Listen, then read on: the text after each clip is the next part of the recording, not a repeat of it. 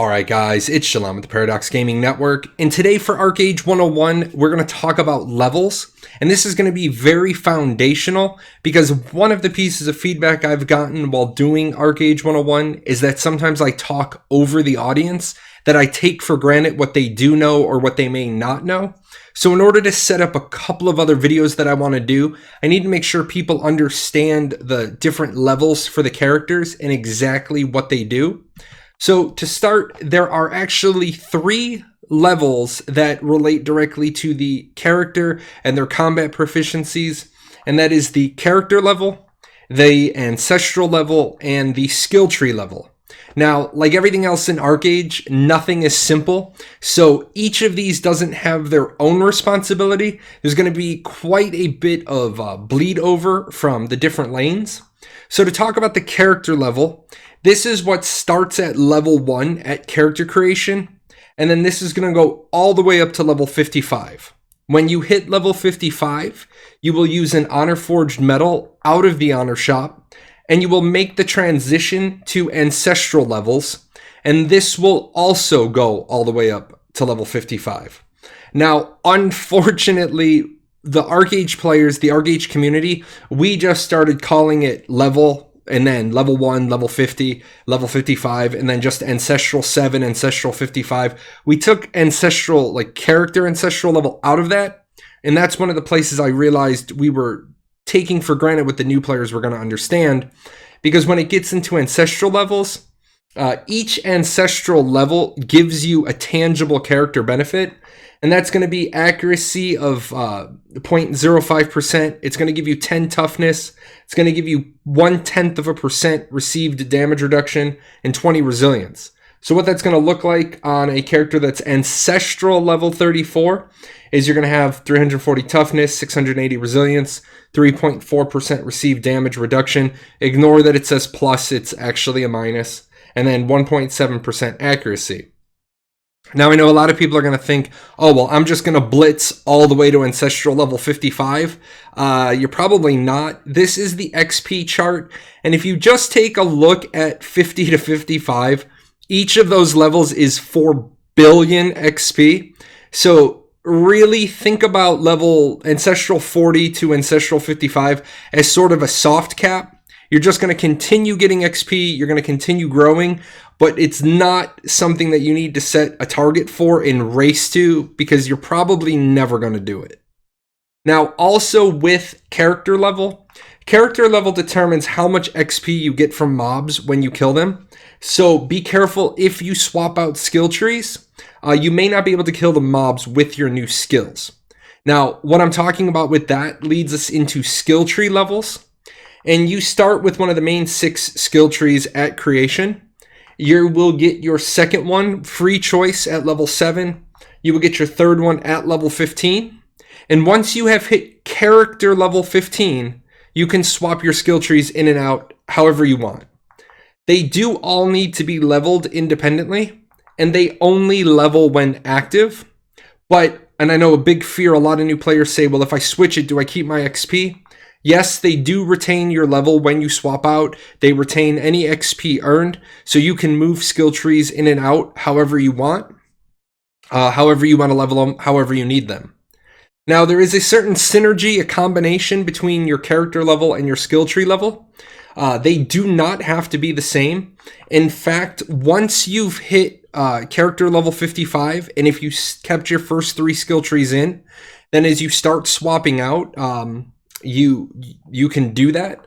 Once you're level 55, you may want to level other trees. You might have, say for example, you might have sorcery level 55. You're using sorcery to level with, and then you're carrying Oromancy and Shadowplay with you.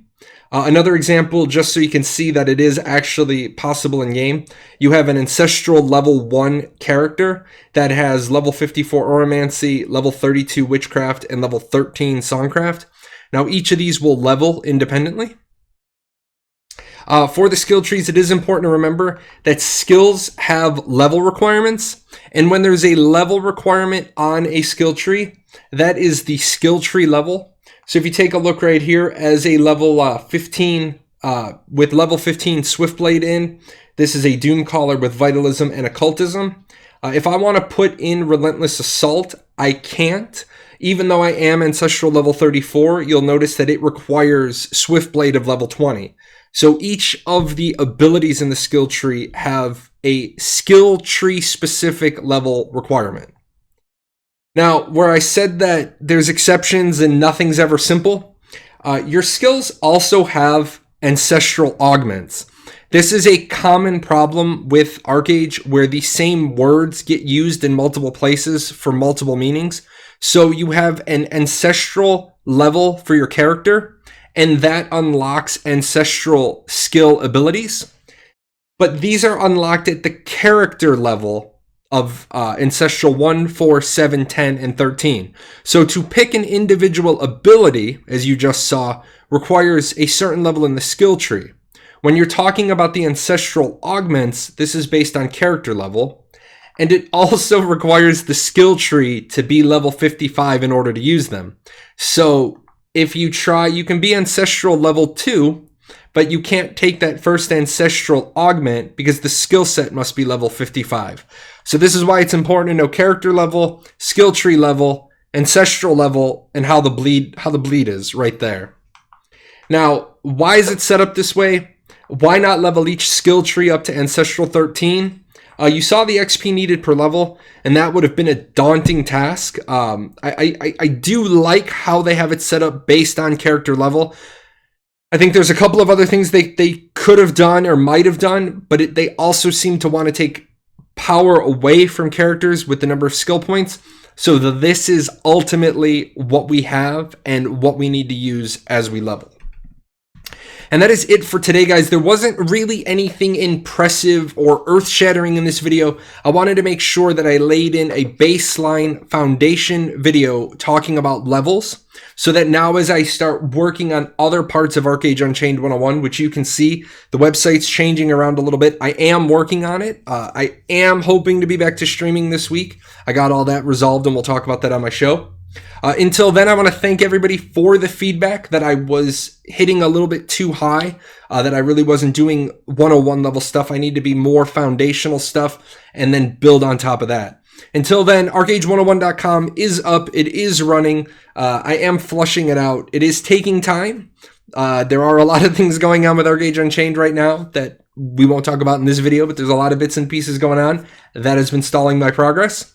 Until then, the next one up is going to be a little bit more detailed on classes and gearing and some of that new player gear before we talk about later game gear. You guys take care, and hopefully I see you on my stream the next time I'm able to get on. What are you still doing here? Nobody ever stays this long. This is the end screen. Well, since you're here, there's a couple other videos I think you should check out. And all those names, those are my patrons over at Patreon. I couldn't do this without them. So, big thanks to them for all their support.